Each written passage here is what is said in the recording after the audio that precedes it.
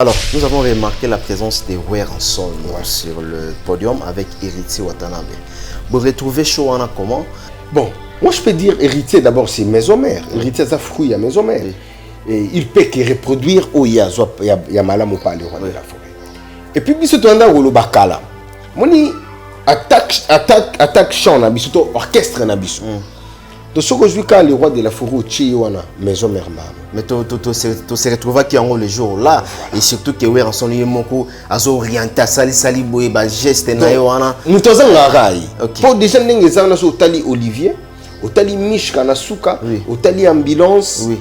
Cohérence mbala moko. Donc déjà ba yebi le roi de la forêt. Son joyeux moko maître supérieur, l'homme le plus compliqué du monde. Héritier Wata. Tu vas comprendre que maison mère, ce que Nasima Lisusu, il y a Mazoa qui drôle. Il y a Mazoa qui drôle. Makaba Zui solo. Parce que le roi de la forêt est que s'est placé voilà là.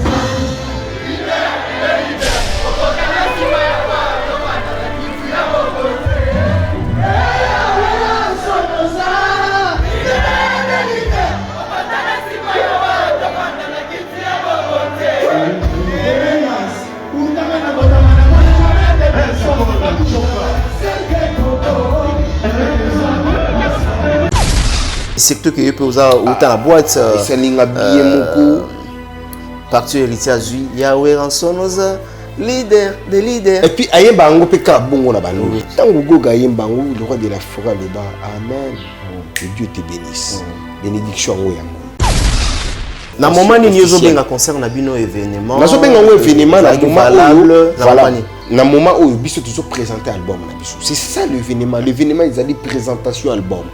Ils ont dit l'ordinaire. La deuxième des choses, n'a arrivé à le roi de la forêt aïe. Là bas concert monsieur Somoni arrivé à Nani. Babetika banze mon amango du début à la fin. Ba présenter ni. Mais ça quand même ba concert monsieur ça lui plein à craquer ba teki ba bien na ba cher au bino voter. Cher combien? Salle nino ba teki bien cher que les gabiso. Oh mais rotana. La salle on a combien de places? Combien de places? Dans une maîtrise plastique, mais dis-moi. Est-ce que ça, Louana, s'il vous plaît, à $2000, je crois. Oui. Mais moi, je vous dis, Bissoto Yebindu de Nizalaka. Baptiste Zotanga, Baptiste Minene Yambo Cannabis. Mais bêta avec invitation. Donc, on a Bissayo, Katikati, il y a invitation. Donc, Katikati, salle, il y a invitation. C'est pas vrai d'être. Katikati, Etikali, Katikati, non, c'est pas vrai. Non, Katikati, salle, il y a invitation. Katikati, Etikali. Katikati, il y a pire. Très bien. Voilà, les quand même l'artiste au bazana na kolo bandeni bazana avance plus avance que bino toloba. Ba que bisoté. Moutoko zana plus avance à zaté. Na ke na ngosiko. Na ba le pièce contre pièce. Vas-y. Entre bino na fali popa. La musique na zana plus avance. Ceux qui héritiers en audience que les artistes surtout actuellement. Je vais lancer mon moko oyo ils ont récolté succès na kati ya Kinshasa. Lelo. Vous êtes belé. Olobinze momoko. Ngana pièce contre pièce oui. Yango na loba. Rachel Futa amour no boya salité. C'est-à-dire sosi netika qualité sinakati. Omoni na mbale yo. Toi na biso ba chanteur te mais quand même. OK. A tout nyo bongo connaissance des causes. Ouais. Là obimi selinga Rachel Futa. Parce que le but héritier a un succès dans le Kinshasa pour les artistes. Bien sûr que oui. Tant où il y a un débat, tout ça n'a pas marché. C'est ça, on a bien na tant oyo. Héritier Watana. C'est lui qui ça dit azan la batube oyo ils ont récolté succès énorme. C'est ça non? Voilà. Ce qu'on a le biboyo. Prenez la nzembo oyo za na succès actuellement oyo singa Rachel Futa. Sur par exemple sur une tatie l'onde ta fly au mon ateke tabandi kaya solo. Il y a Banda Liboso. Voilà. Très bien. Mutabandi musique Liboso. Nzela Moko. Ouais. Mutabandi album Liboso. Il y a déjà de Chaki. Voilà. Mutabandi trophée Liboso. Disque d'or ou un single d'or. Tes singles d'or, le disque d'or jusqu'à présent, tes singles d'or à Zoa. Wapi. La chanson avec Bouba, il récoltait single d'or. te na mona on a Congo te. Oh ba lo ba ke non aux informé te. Aux informé te comment? Mais naza informé te. Ozo prendre nga o informé nga. Na okinde pe kotala so single d'or wana bima na otala. Toye sikona no to longo na domaine la musique, la vie privée. Entre Falina et Ritsi Watanabe. Dans la fortune makasi.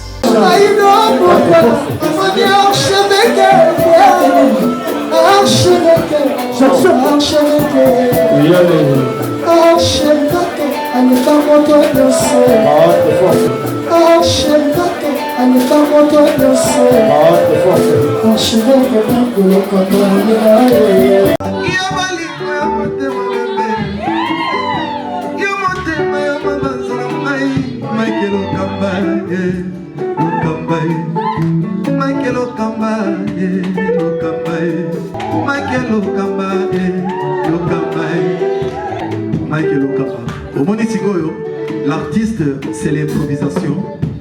Na honoré dans l'émission. Africa Elengi TV, votre chaîne, l'incontournable, la star des chaînes.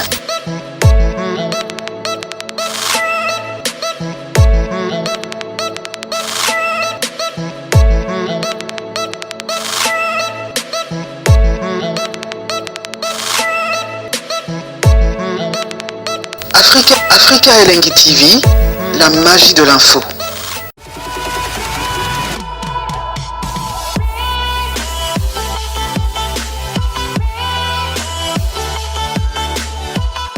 Voilà, bonjour amis fidèles internautes, amis téléspectateurs du site www.africa Elengi. Je pense que vous êtes en train de suivre cette émission avec beaucoup d'attention. Quant à moi, je vous demanderai tout simplement, n'est-ce pas, de rester scotché en même temps parce que vous aurez pas mal d'informations à travers cette émission Jardin des Stars avec Mike Lokamba, 3 fois l'archevêque de la presse congolaise. Mesdames et messieurs, comme vous le savez, cette émission a été toujours conçue par vous, une émission qui vous ressemble en même temps, mais une émission qui ne cesse toujours à vous donner l'information sur l'actualité musicale.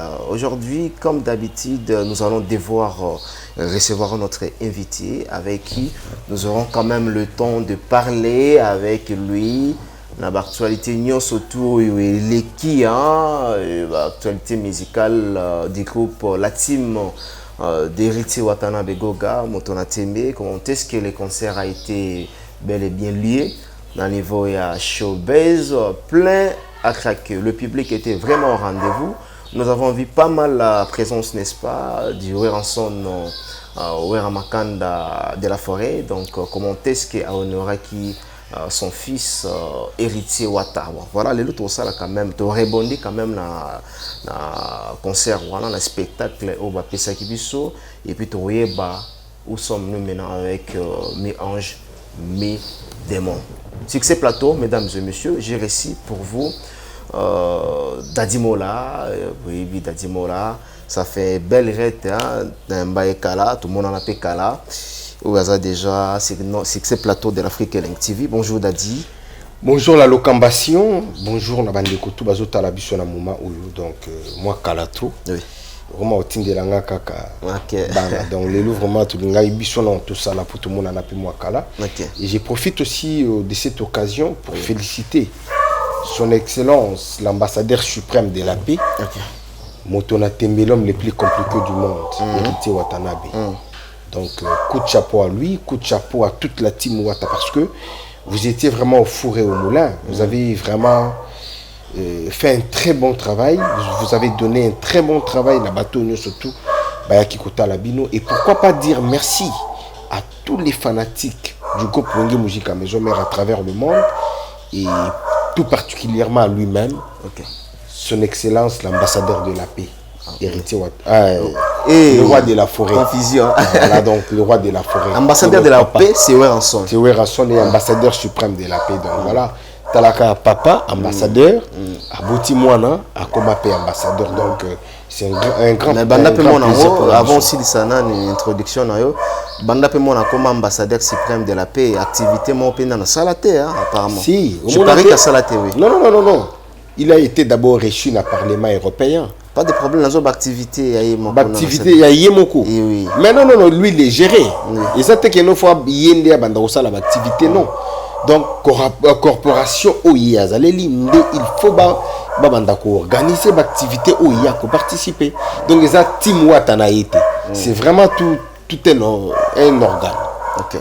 Voilà, très bien. Merci à Willy Moucheni, le véritable code Mboka qui nous suit depuis Dijon. On a Pessia, Willy Mbote et sans oublier Gauthier Mascotte, l'ingénieur de banque. Bonne d'abord santé à la team Wata. Naïbi qui est concert et les cas qui est vraiment très bien. Et pour le moment, baza comment? Avant tout, on a concert. Vraiment santé à la team Wata. Vraiment qui toko déjà ningo mona ki banoko tout na podium wana. C'est la preuve et montre que la team Wata est vraiment la santé qui toko. Santé vraiment est qui toko. Et puis de deux, faut remercier peu les fanatiques qui répondent présents dans la showbuzz parce qu'ils ont qui concert sans invitation. Voilà, bon. Il y a $100. C'est moi polémique. Héritier Watanabe concert sans invitation. Ceci, c'est là.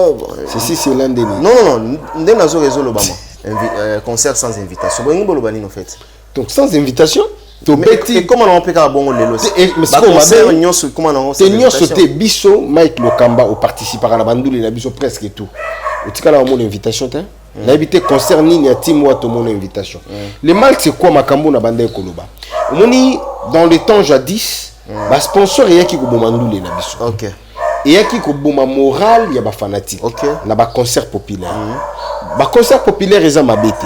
Mais au fur et à mesure bozo betaka yango mwa mingi, ba fanatique bazo lemba.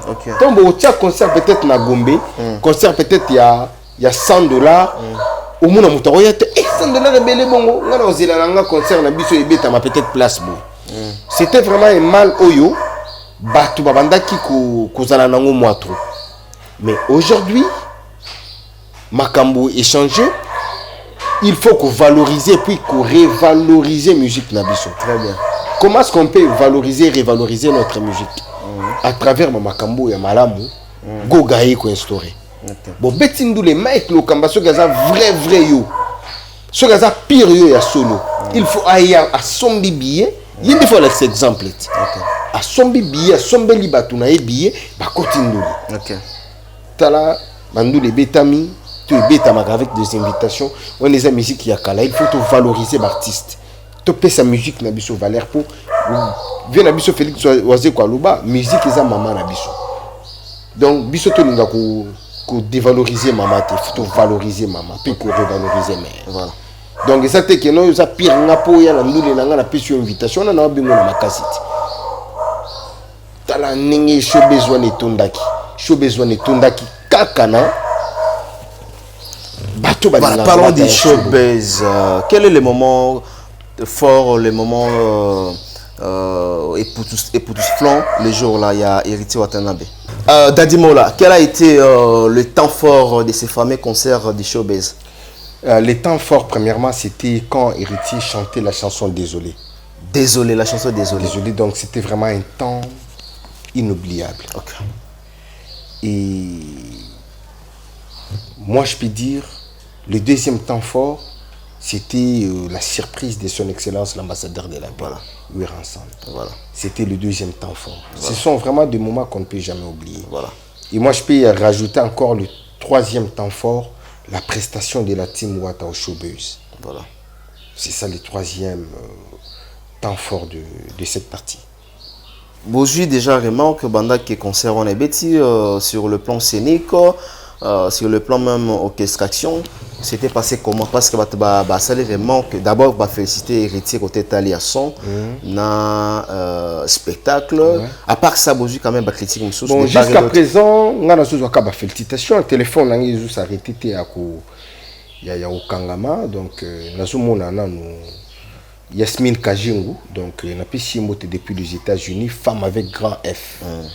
Une dame qui fait des dons, une femme qui aide les gens, donc Yasmine Kajingu, je te salue et merci beaucoup pour notre appel. Nous avons appel il y a Mukubwa Shabani en Autriche, en tout cas, je remercier le boss Patouchi Tenou, il y a maman Marie-Paul, les boss Stéphane Solution, il est papa chéri de Dar es Salaam.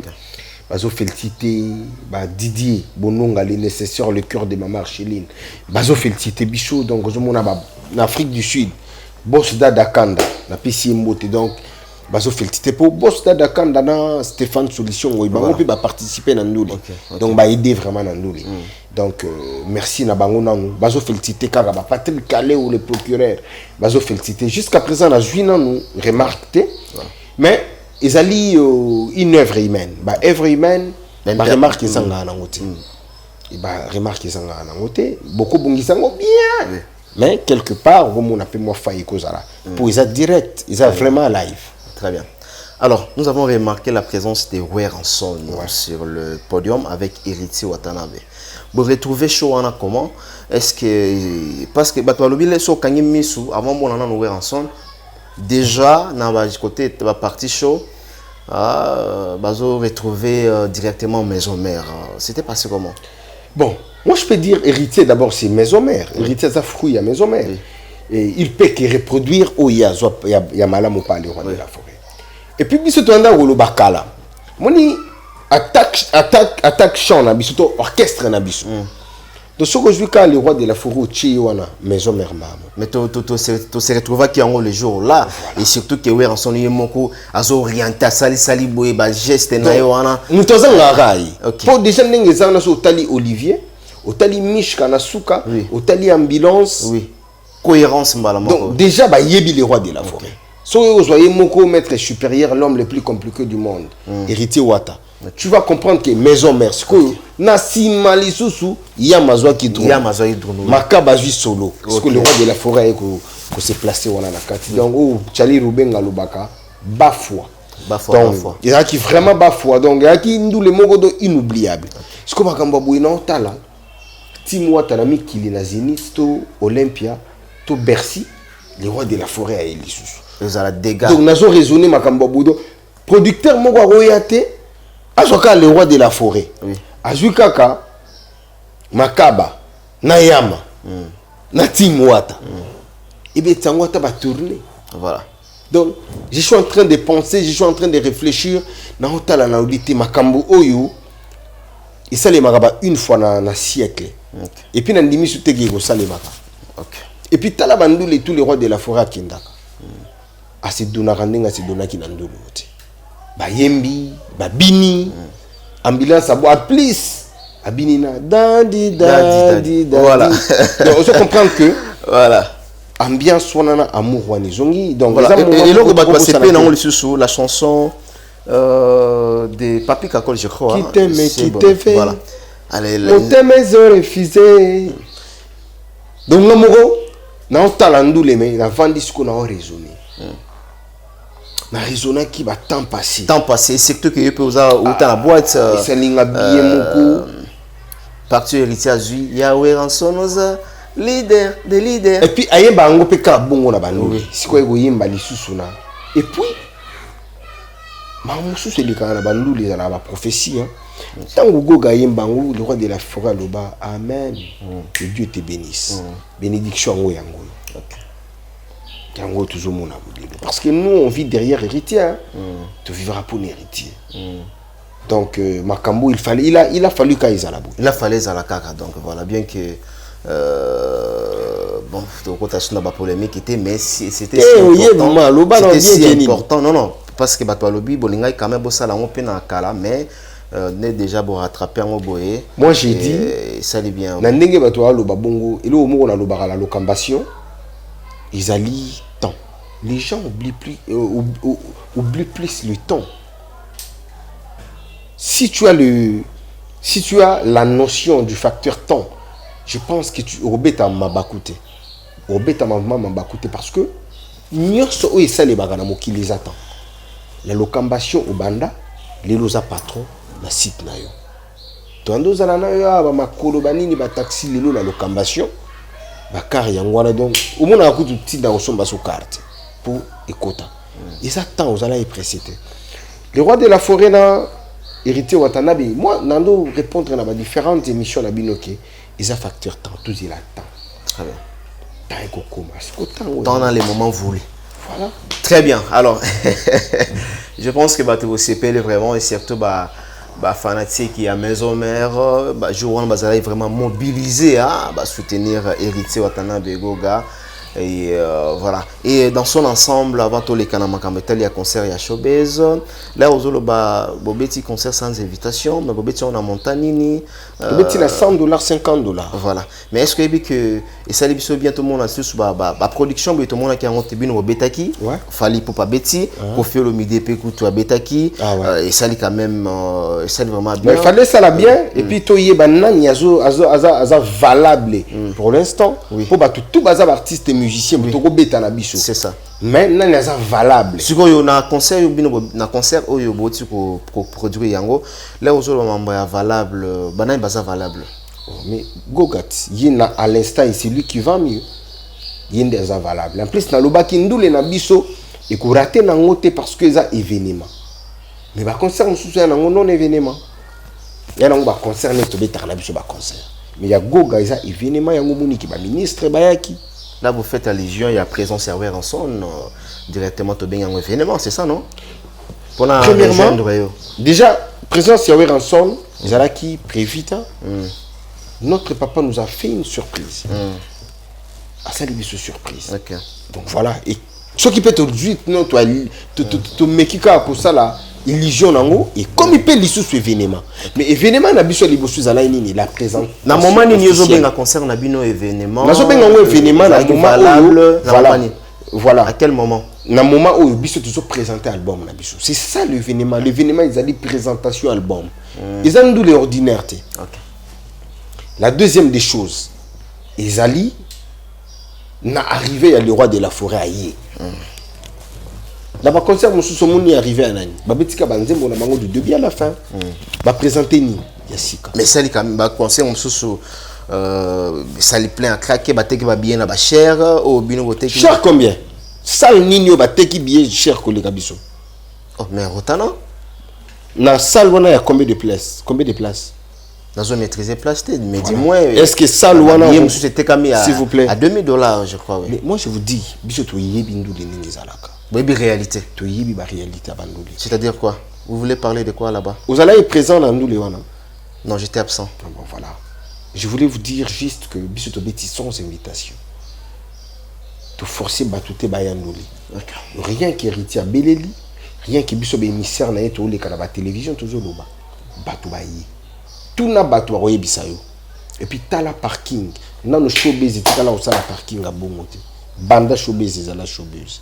To petit concert VIP, place VIP na place normale. Et t'as là ce place VIP na place normale, bah tu vas tondi wapi. T'as là la table tu tchaki wana. Une table contenait 10 places. Ce que ce tu le tu t'es plus de 500 tables. Tout ça a combien de personnes à Kati? Monica place il y a gradin, l'escalier les kaka batiki il y a 5 place à $50. Mais mon tuto a zoninga vendre la place VIP pour ne pas qu'il nous les événements. Kende na bandu les mususu mona ki benvi batu ba solo ana batu tout. Ben invitation na invitation. Tant on billet $2000. Billet $2000 ba oteka billet déjà peut-être $50 ba oteka on a $2000 pour année. Le VIP na bon. Tonton. Les achats hein. To yebi bandu les ngeli kaka. To yebi ba marketing ya ba télévision ndengeze ili kaka. To ki na biso na ba polémique te. Na ba télévision to ya koloba ma mususu. Mais fallait caméra ou izala ou balancer au monde. Mais déjà tant au moni ba image les loyo héritier a vraiment confirmé qu'Aza les rois de la Kumba blaguité. Concert événementiel des années mais il y a bien bazwa kaka. Ah OK. Ngana benga ko la locambation. Si on ndenge sonner bien bon. Est-ce que quand moula muta continuer à benga la locambation? Non, il y a des ces gens là ba benga ko la locambation. Donc pour ils sonner kitoko et puis ils ont la réalité na Kombo. Showbiz. Ça la munene bongo ya parmi ba salle pe ya Congo ya munene $100, $50 pour ça li plein bato atika li libanda. Vous avez battu bosoté au bêta wana dadimo la leo. Bisoko tu première photo bêta. Il y en a lobi boza battu bosoté battu pe batika salle wana na défaut bazali. Netinani. Fallait pour pas bêta de na showbiz. Concert à combien? Non, maîtrisez mon tâté dadimo là. Il y a une invitation?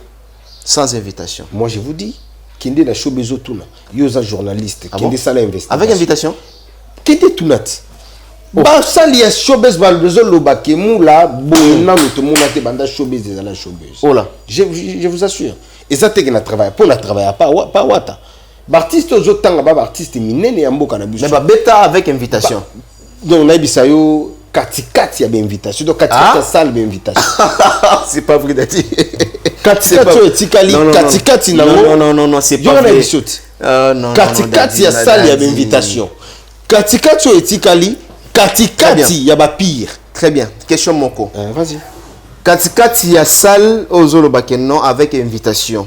Bartiste wana basala yango pona bazangi bato ba kosomba ba billet ou encore pour binonde besoin la relation avec les artistes wana. Basala yango d'après stratégie na bango. Na kokota na cuisine interne na bango te. Mais biso pe stratégie na biso ezaki vendre la musique. Pour la musique c'est notre maman. Yango de lié ça biso. Parce que bisanga la locambation. Quand tu invites peut-être 500 personnes na concert na yo. Pour les musiciens na baliani, bazonga nini. Yango zo mona ke artiste belé bakoka ba concert à Kinte. Au ça na pe ba bilan monument artiste a beta concert ya sila ba une année passée hein. Mais goga talandinga beta ba concert ya Kinte. Talandinga beta ba concert ya Libanda. Donc ezaki Kine fu ba linga yo. Ko linga yo eza télévision, teza radio, teza ba trust. Selon Dadimo là, quel est cet artiste musicien congolais en fait, on a qui l'ont directement. Oh, il y a plus aimé Nakati pour ne pas dire Congo, Nakati Kinshasa capitale d'abord. Héritier. Watanabe. Moi, le roi de la folk. Il est plus aimé. Plus aimé. Et ça se voit dans Misala. Ok. Ça se voit dans Misala. Je ne pense pas que Maître Chris Cicéron Bakumba Bofaya moi Nanda. Non seulement à contredire là. Non seulement plus aimé, Azan a audience aussi dans Katia Kinshasa. Héritier Watanabe. Donc Héritier Azan a plus audience que les Kabartis. Je te dis actuellement oui. Actuellement c'est Héritier Watanabe. Ben oui. Il a du succès, il a de l'audience, il est aimé, il est plus aimé. Ceux qui Héritier Azan a audience que les Kabartis c'est surtout actuellement. Je l'ai rendu moment que ils ont récolté succès dans Katia Kinshasa. Lelo. Vous êtes belé. Tel que on a pièce contre pièce, oui. Rachel Fouta, amour ne boya salité. C'est-à-dire, Netika Kaliti, Sinakati. On dit Nambaleo, tu as vu sur chanteur, quand même. Ok. À tout niveau, bon, connaissance des causes. Ouais. C'est quoi la cause là? Voilà. La cause est dans le sens nazoya. Là, au bimi selinga Rachel Fouta. Parce que le but héritier dans le succès, dans Katia Kinshasa, que les Kabartis, c'est bien sûr que oui. C'est-à-dire que on sous-entend qu'il y a un élément ou bien zembo moko ou il faut à la licolo ou les Kabanzembo et Abartis, c'est surtout congolais. C'est ça non? Nous partageons les mêmes avis. Là, je ne partage pas. Je partage pas. Je partage pas cet avis-là. Quand tu as du succès, le succès, ils sont éphémères. Succès, en attend. Tant où il y a un loba, tout ça, bon, on a marché. C'est ça, on a bien n'attend.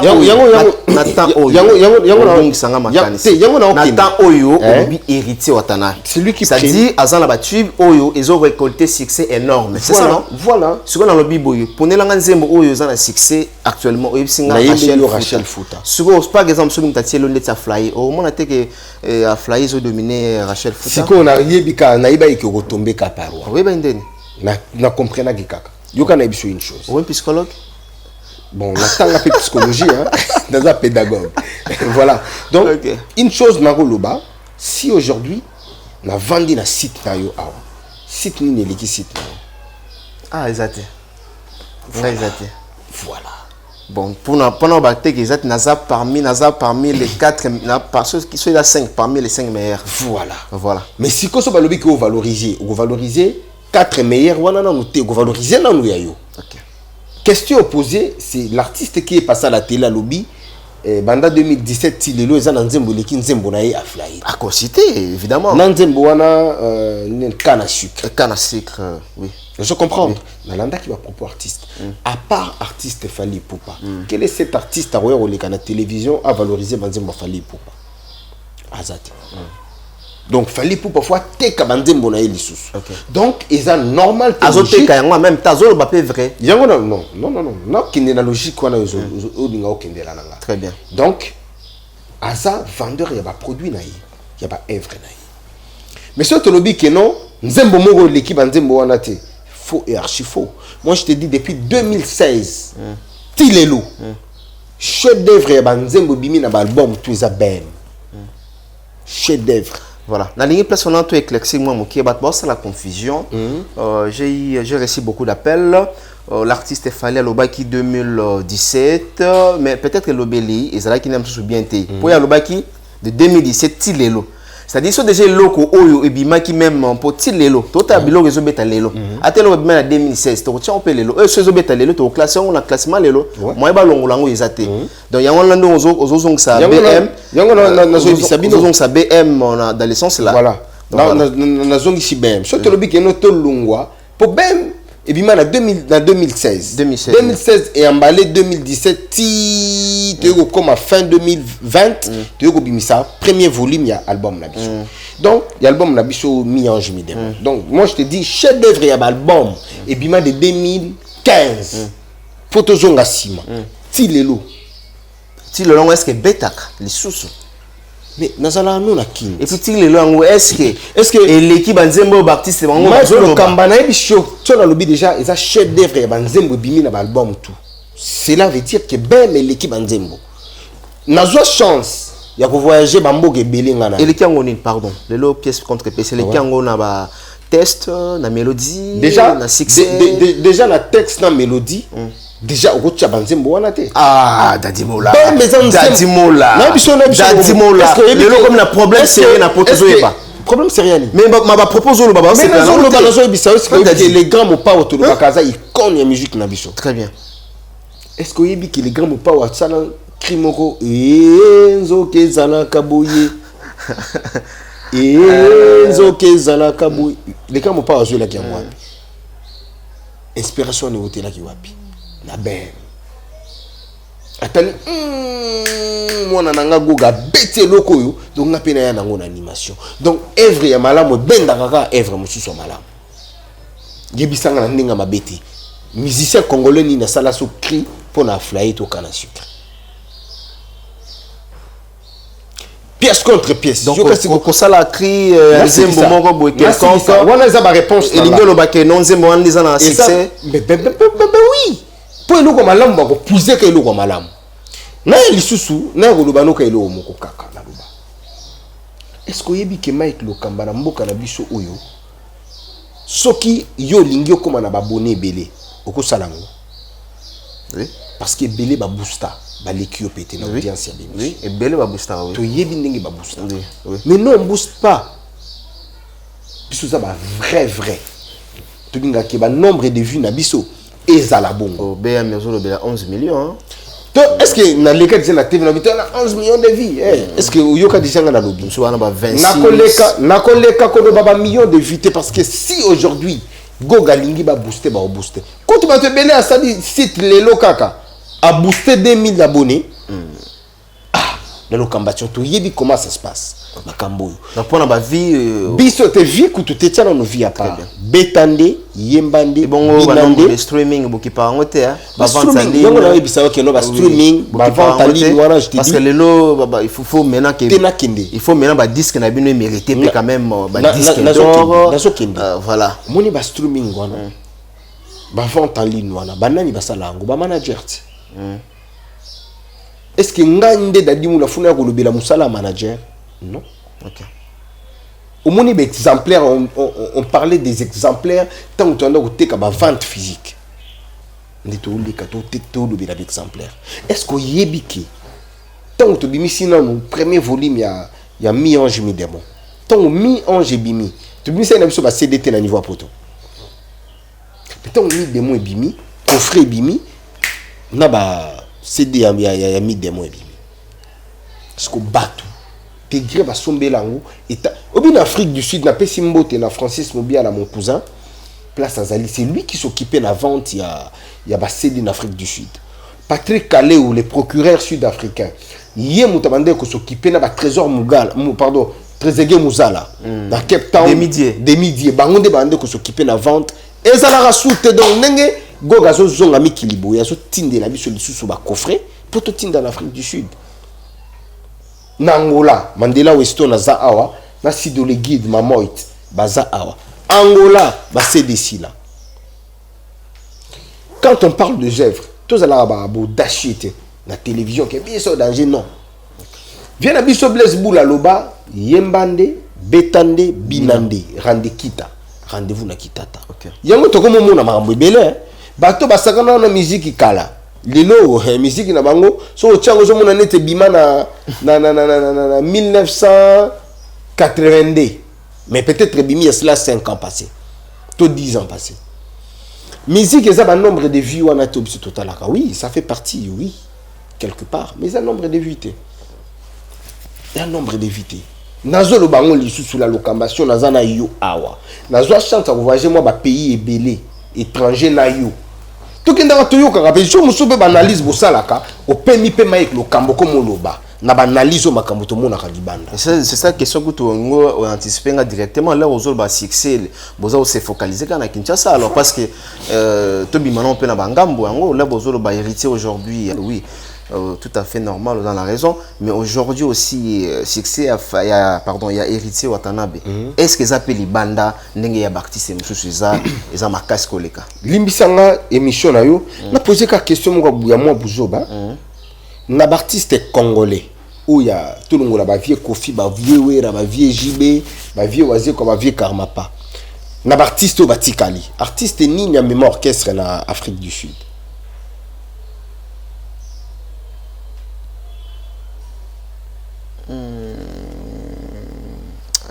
Je crois Fali hein.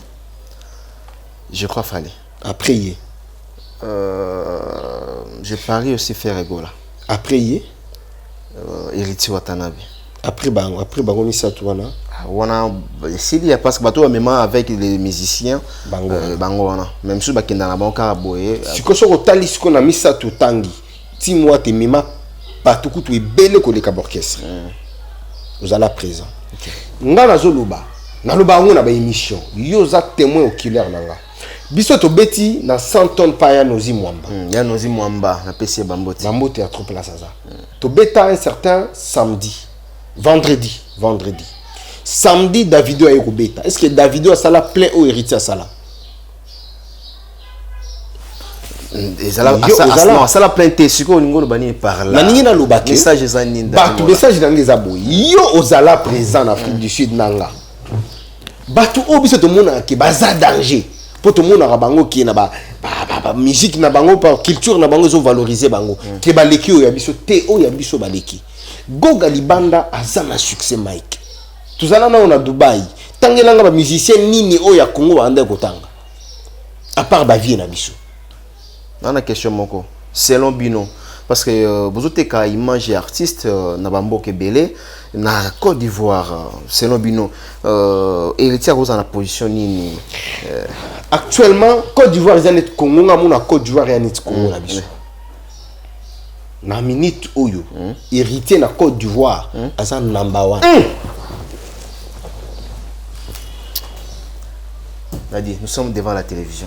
Tout ça devant télé au bonga minga pena bonga mo bois qui téléphone nous sommes devant la télévision nous sommes devant la télévision to sur la siko comme to sur la nayo Mike Lokamba obisa lwana parler de la culture la Côte d'Ivoire les Ivoiriens n'aiment pas des frères et le monde oyebi combien de artistes congolais babeta na kati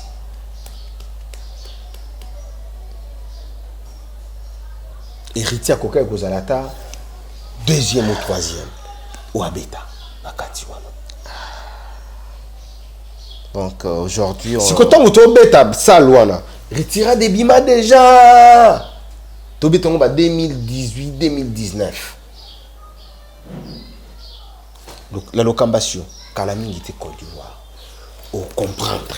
Non, Kalaming te Côte d'Ivoire a un problème, c'était parce que vous avez artiste, vous avez na lobika ke na bamboke belé na lobano ka bamboka na bamboka za pe na bakolo nango Bamboka loka ba Côte d'Ivoire par exemple, les Rosolo ba que boza pour le moment boza premier. Ce que bisanga pour le moment n'est pas premier la Côte d'Ivoire parce que l'album n'a pas produit par un Ivoirien.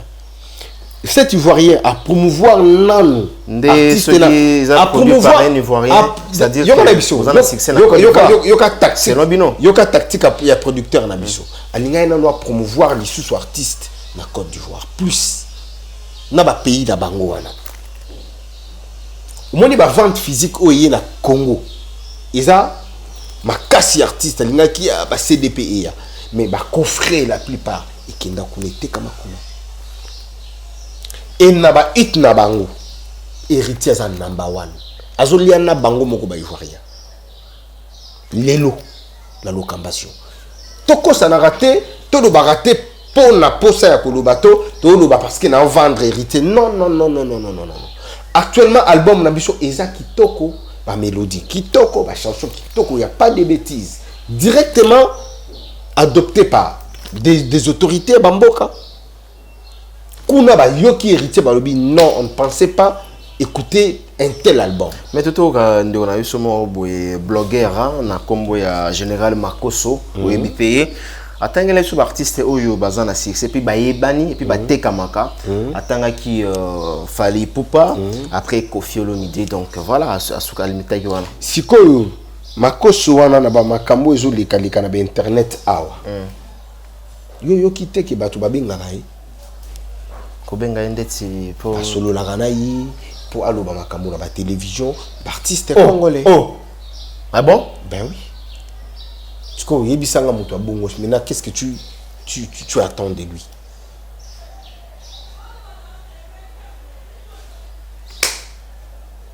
C'est un journaliste ivoirien.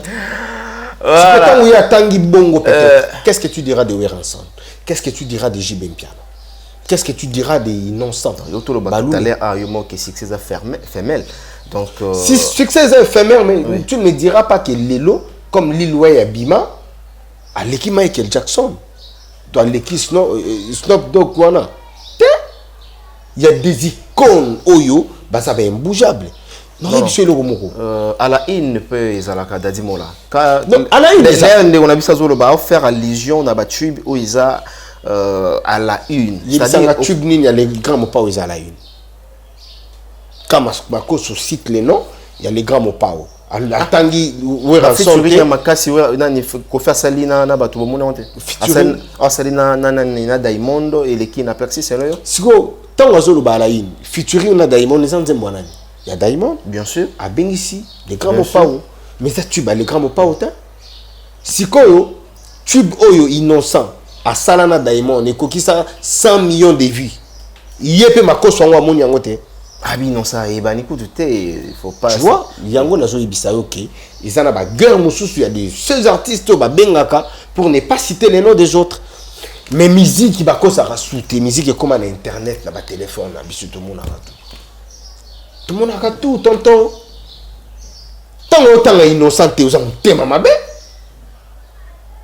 Parce que batune so bango to mima bango na maboko na biso to bersaka bango po ba la fierté ya mboka ya deux fois te otunanga batsubi ya nazongi ya Koffi Olomide Papa Mobimba Ekotite tango tangi Ekotite ça fait combien de temps depuis Ekotite Papa Mobimba oui. Papa Mobimba oui. Ça fait combien de temps au deuxième année ils a tué basikata mais ça yo pe ba pe sayona Papa Mobimba ni bima liboso. Mais ça a même l'actualité. Yemoko les grands mots pas au Koffi Olomide azoloba innocent as un Michael Jackson aba musicien congolais. Les grands mots pas. Andimi. Bo azana ba tubo ucho tanga awa. Est-ce que Makoso tanga te? Makoso ngona okika komola. Donc c'est selon Bino, selon Dadimola, donc auto retenir qu'aujourd'hui héritier Watanabe va mieux que tous les artistes musiciens. Ouais, il va mieux parce que il a un album où ils ont un talent moko na ebité, ils ont une valeur moko na quatre albums on a ebité. À l'instant, c'est lui qui va mieux. En plus, n'oublions pas que l'album Héritier Watanabe c'est la pure rumba congolaise. Il nous a présenté la rumba congolaise. Oui. Ce que place ne batoazo mona parce que même rumba ça passe que la musique est au monde ouais. Rumba. Musique urbaine de Barapace. Boyan. Rumba ça passe si d'habitude. Moni banzemba musique urbaine. Yozo sakana ko. Moni musique urbaine. Yozo sakana ko kwanza mlito ya miendele. Moni musique urbaine. Ils ont donc rumba moko, ils ont 10 chansons ya nini ya musique urbaine. La musique moko ka boy nanga moko na ko taper ba programmer ta na zu autotune wana na tie ta na bimisi. C'est chose à faut chanter au Brazza, faut chanter. Tout na héritier au Bissau.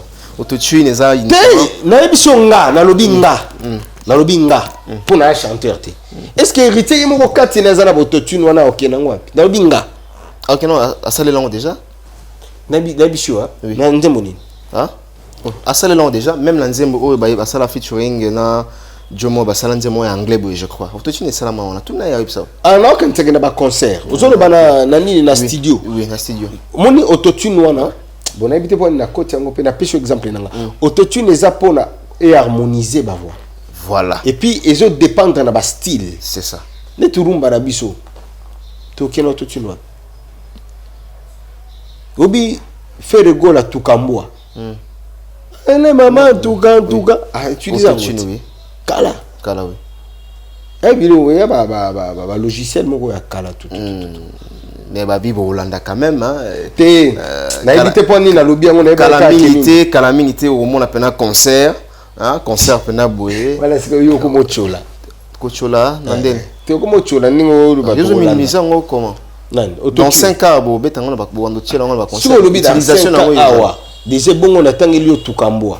Yo moko tutanga kutu ya héritier awa ya kala Koffi Olomide a utilisé ngo na ba répétition. Innocent kutu awa c'est comme un autotune. Donc voilà. Voilà, merci. Na le bélo moko ki mutu na mutu a découvrir ka et lo qu'on attend na yi. Peut-être artiste soit lobby dans 5 ans ko utiliser ngo autre.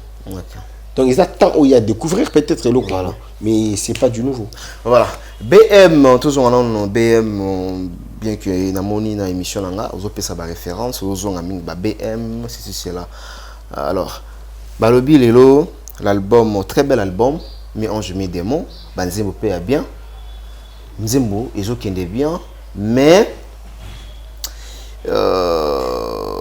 moi kilo ya banzembo suppose wa décollage na au moins kilo banzembo ça non un peu lourde pour décoller directement tout le monde a BM parce que nzembo album déjà au melia pour bozonga na habité que banzembo zo betaté mais ils ont forme et c'est stabilisé permettre jusqu'à présent non toujours en côté par contre nzembo obo clipete ils ont un succès pour les banzembo tout obo clipé n'habite sur au contraire nga gombe na gombe. Merci beaucoup et permettre ngai zora moi bien na je dois féliciter ma sœur Rachel Lunguya Mututi. Félicitations pour ton master. Toi tu parles anglais mais moi je parle pas l'anglais et avoir ces papiers là de master aux États-Unis c'est pas de la mer à boire. Je dois féliciter premièrement tes parents. Je dois les remercier et je dois aussi te remercier parce que tu as fait l'honneur dans la famille.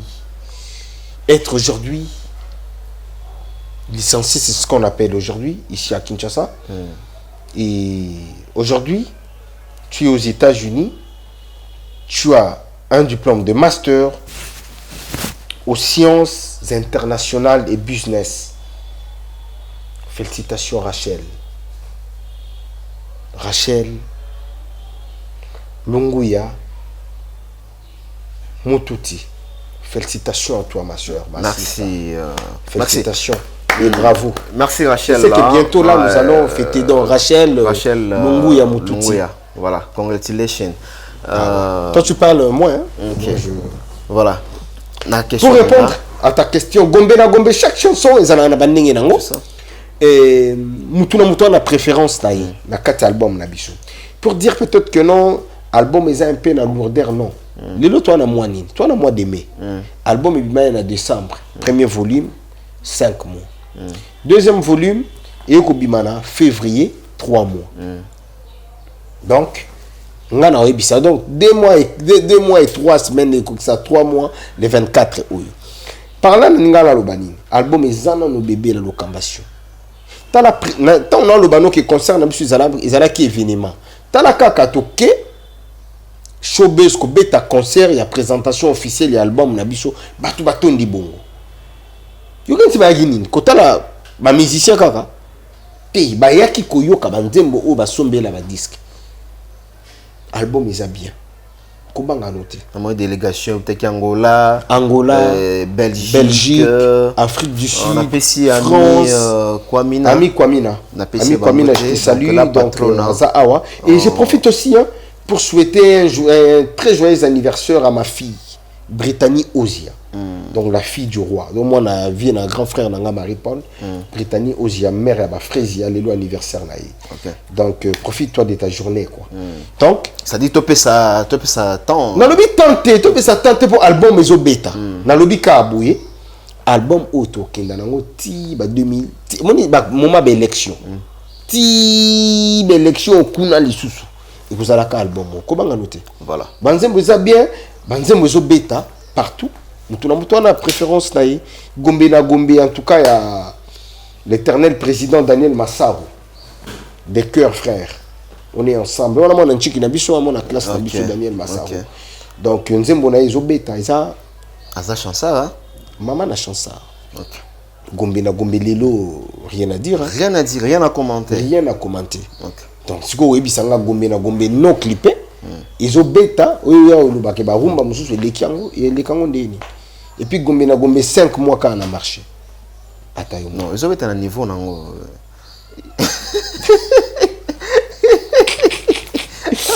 La locambation, on dit les lots moyens qui m'ont la question aux autres artistes musiciens muzuzu. Oh, yango na biso moni tango zo komanzembo. Ko komanzembo te pour na Mike Lokamba. Au sali texte mo bana miki eleki nango tifo.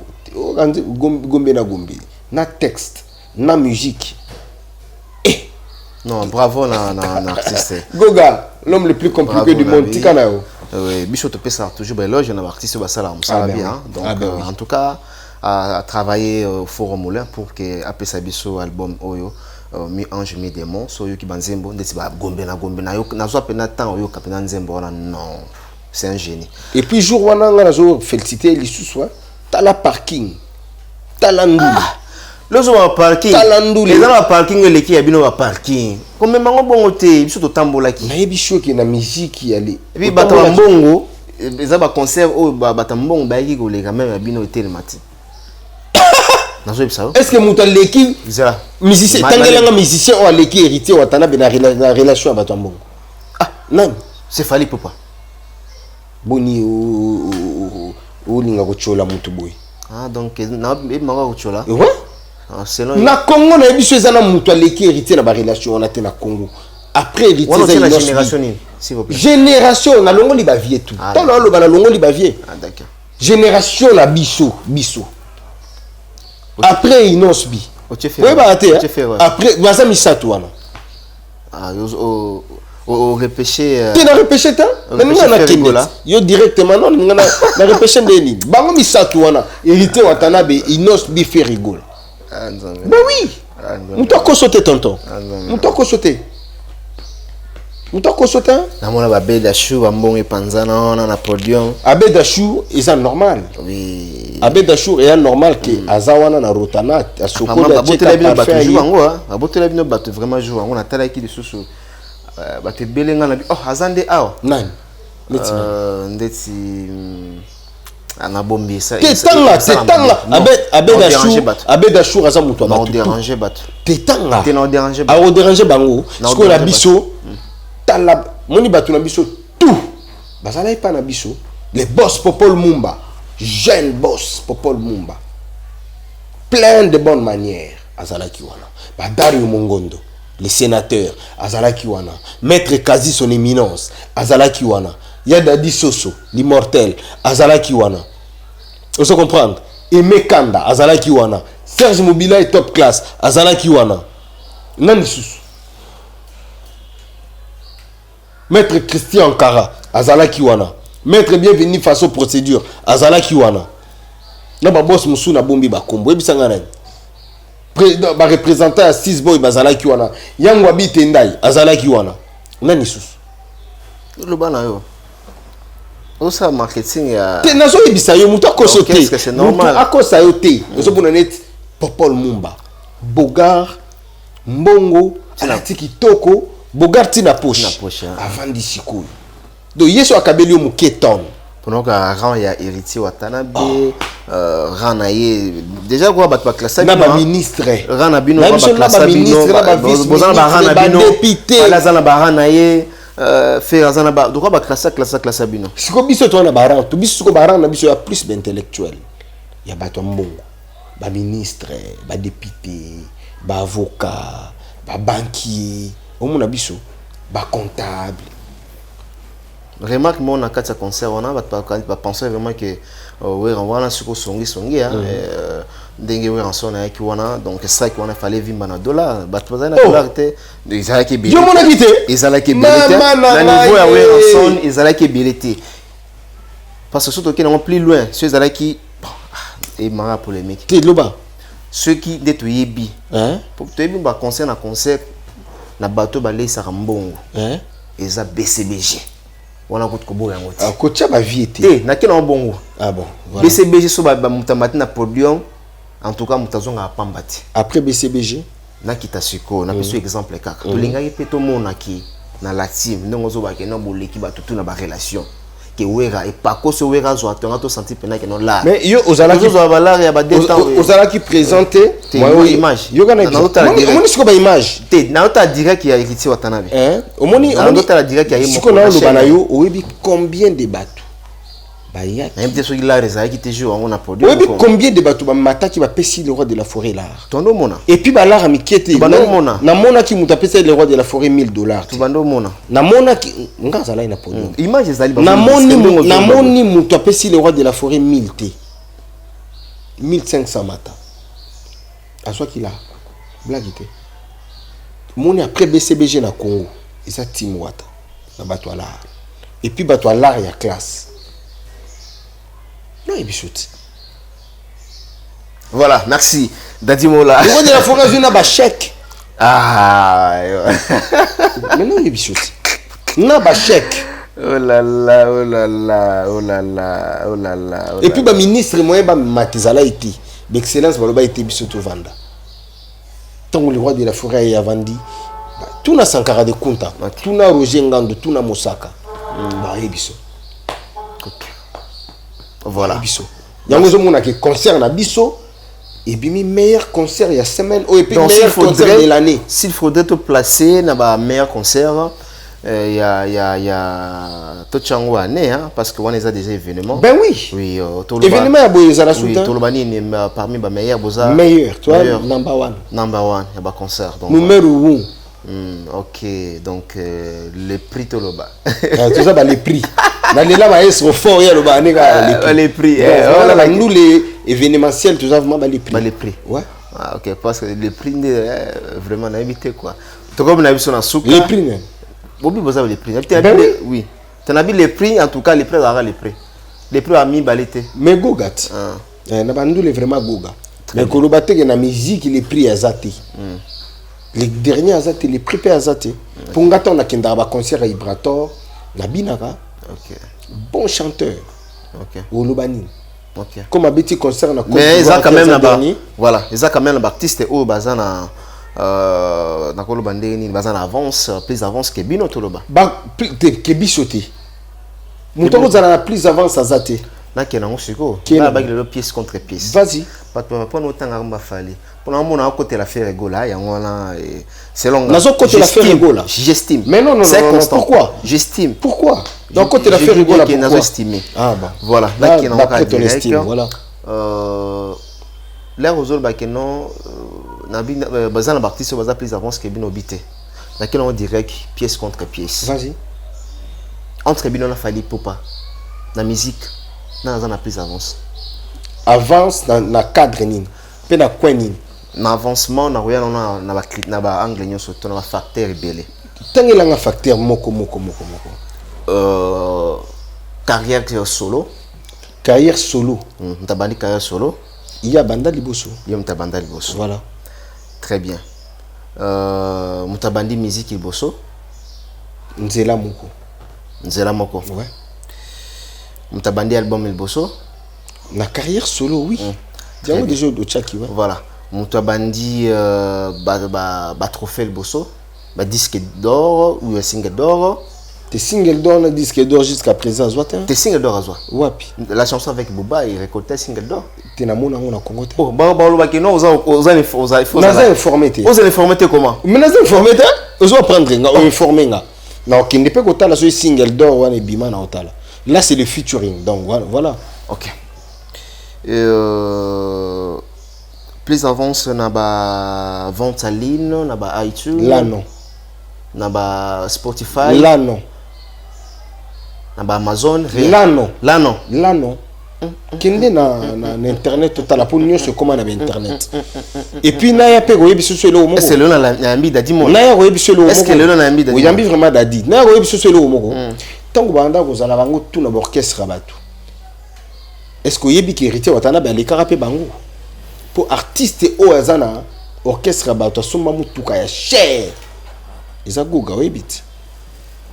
Artiste o azan orchestre bato banda ko somba ba champagne na boîte ko mema ba foule ko bimisa bato na ba balabala soka zo leka obi keza goga ba champagne on a te ko timbela onde mikolo keni eza un système ya gérant ba artiste bon problème ezate wana ba artiste wana kasi goga te est-ce que yebi ki goga moto na tembelom le plus compliqué du monde asa parmi ba jeune o ba banda ko lobisa bato banda ko revese bato parmi ba jeune o ba somba mapango avant bato tout ba banda ko somba mapango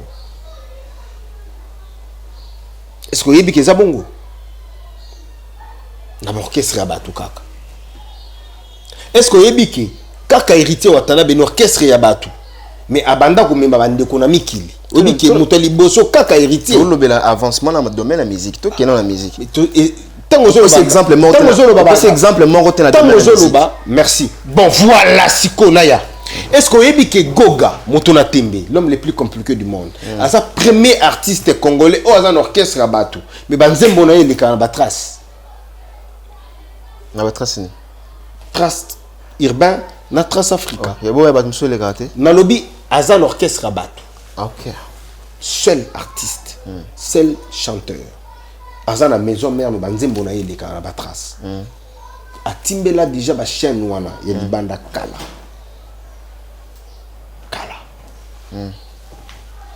Est-ce que vous que seul artiste oyo a valorisé valeur ya musique, pe ya musicien, ya génération na Izagoga.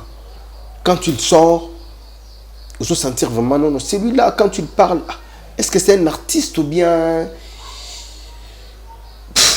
un intellectuel et un diplomate? Voilà, merci Dadi Mola. Vous comprenez? Donc, on attend des avancements en musique. Merci. Mais est-ce que vous avez un jeune? Oh, Moutaka déjà Kati déjà qui était papa. Kati nani? Moutouaka kanga kibino. Yo olobi. Déjà qui. Yo olobi. Oh, merci que nous avons. Yango ce qu'on a répondre. Donc faut y baquer. Vas-y. Non, c'est quoi la musique? Ok. Est-ce que vous avez que les seuls musiciens ya Congo ou à Tchaba ont la difficulté? Izagoga. Tant que sali orchestre batutu balengi. Azaka on a 2 albums, mais partout bazana ba avance zolo batutu tu babanga kaye, basa la polémique na yé batonga kaye, bataka kaye baka. Kobanga ndesnani. Kobanga ndesnani. Omoni kacha. Kobanga ndesnani. Omoni kacha. Goga yepona nini. L'homme le plus compliqué du monde. Mais, merci, merci. Donc, surtout lundi, Dadi Mola, tu as 2 heures de l'émission dans un Amalobate. Donc voilà, l'émission a été vraiment très chaude. Donc, je crois bien que nous sommes arrivés vraiment à la fin. Prochainement, matière en tout ces aides au Bombi. Tu as les sous Dadi Mola pour aujourd'hui. Nous sommes obligés à 4 émissions. Dadi Mola, merci d'avoir été les nôtres. C'est à moi de vous remercier d'avoir d'abord fait un déplacement à Komachenga. Et puis, tu vas dire toujours tonga bouilli. Moi, ça me fait du bien. Tu tonga kala quelque part. Il faut ils la rabouiller. Qu'est-ce que les gens peuvent retenir dans le passage? Je remercie ma fan, il y a Maison Mère. Je remercie le roi de la forêt. Je remercie ma fan Nabiso d'avoir répondu présent dans Showbuzz. Na confiance au yo ba pesa kibiso. Et merci Nabango vraiment. Merci Nabango, merci. Bon, continuez à s'abonner. la chaîne artiste, vous continuez à télécharger Banze Monabino, vous yoka album, vous somba album, parce que album auto qui est dans 2025, album oyo. Donc, biso vraiment, tout ça plus focalisé dans la musique. Polémique, il fallait qu'il y ait parce que la locambation, il faut vous allez au point quoi. Donc voilà, vous allez confier en l'artiste. Ce n'est pas une messie. Dans l'émission, on a une messie. Donc voilà. Il faut qu'il y ait un très bien. Internet. Voilà. Donc, Bambote Nangaï, la maître Chris Cicéron Bakumba Boufaya Monanda. Puis somme 35 moyaya. Et puis chez Bambote ya trop. La Kobo, ça n'a coupé sa mot était na Moukouba Chaban. À partir d'Autriche. Les boss, pas tout team. Il y a maman Marie-Paul. Son excellence Aristote Ntoua. Na pi chez Mbote Bisiko Zolanda Biso. Les boss bienvenus Malembe. Pas tout à la Biso na Mouma Oyo. Boss Dadakanda, merci pour tout. Number one in Cape Town. La Pesimote, la procureur Patrick Kaléou. Les boss Stéphane Solution, il est papa chéri de Dar es Salaam. La robot Sanate, Kopé Sambote, na Tantine Liliane Metila, Tantine Jatki Metila, la Pesimote depuis la Belgique. La Pesimote, na Tonton Ezekiel Metila, où il y a Bambote, il y a trop, il y a aux États-Unis. Et na Yeli sous pour remercier Rachel Nabiso. Rachel Lunguya, Moutouti, en tout cas, mes sincères félicitations. Tu as fait plaisir à tes parents, tu as fait l'honneur de la famille, en tout cas, continue comme ça. On te soutient. Je sais que dans peu de temps, nous allons fêter, nous qui sommes ici à Kinshasa, nous allons fêter ici au Congo. Et jusqu'à pour tout ça, là, on fait plaisir, quoi. Et tout Baningara Dadimou, là, en tout cas, on a fait Bino Bambo Théâtre. Mastanang Eric et Pire penalty valable. Baby Lokula, mon ami. D'autres Wankunga, je te salue. D'autres Wankunga de Suisse-Irlande. Pourquoi pas Gaga R9, les grands mouscadors. La pêche au Bambo Théâtre, place sur l'Andabiso. Et les boss, Tête Tindai, le cœur de maman Rachel Fouta. Bissika Ozali, en tout cas, Bambo Théâtre. Tout Baningara Dadimou là, vous allez toujours confiant. En tout cas, l'américain, champion Adol. La pêche au Mbote la Rochelle, Bambote ya trop, et puis dans le robot, ça a été Willy Pensiene. Bambote Bissika vraiment zone à Bisso. Très bien. Merci. C'était donc Daddy Molaskian. Donc, comprenez, c'était vraiment très chaud dans cette émission. Avec lui, c'est par ici que nous bouclons, n'est-ce pas, cet entretien avec mon invité.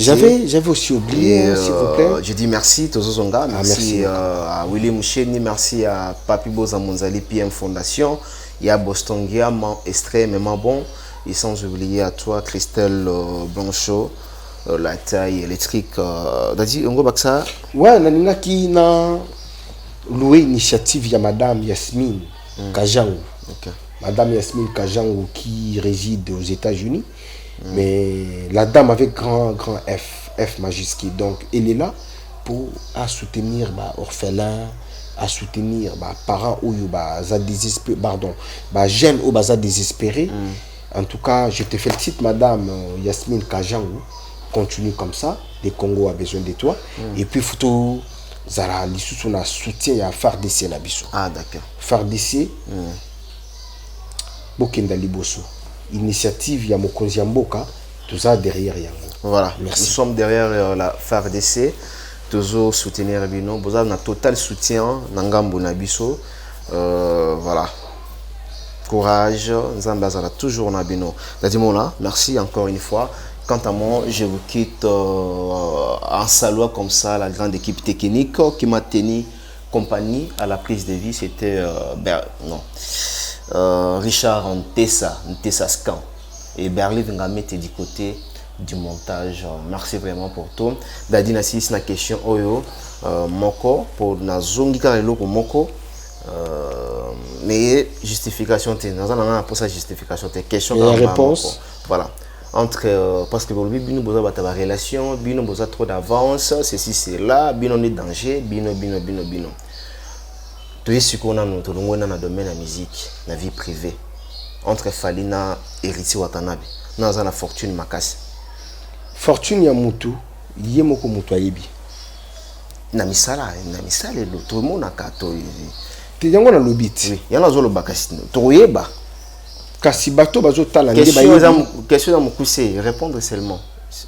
mutoza na fortune makasi naza na ba compte bancaire na bango te biloko baza ba avoir na bango na yebi yango pété tuna ngande ngai na Mike Lokamba to ngai na nani aleki na fortune nga ndina okoka o répondre siko yo na ndenge ebima na internet parce que fortune ya ndeko na biso wana déjà babima balakisa bandaku comme bandako kili ala ya somba ne bisomba somba donc voilà balakisa bandaku na yo wana abima ke non la génération na yaza numéro 1 siko yo pe comme oza journaliste sala ba investigation qui ne peut filmer bandako ya wata po yepeza la bisomba somba nan wata non le bela wata asa bisomba somba oui bon yebite asombe sonini onga na hebina mte kasi bisomba somba asombe sonini mikolo kutu na komo obenge bisomba somba asombe sonini kende kasi sala investigation zwa caméra na yo tambola samedi tia siko na internet voilà bye bye on se retrouve prochainement bye bye au revoir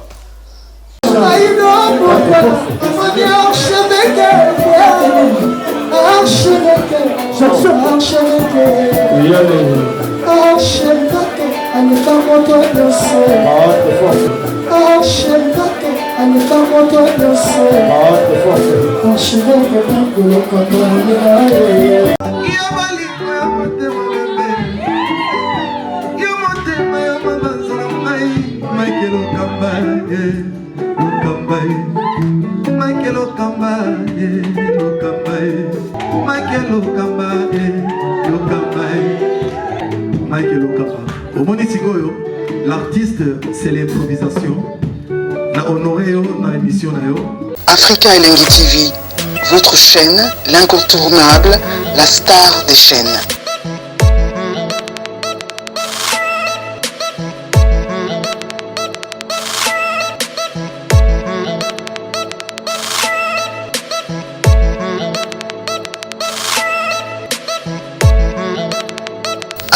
Africa Elengi TV, la magie de l'info.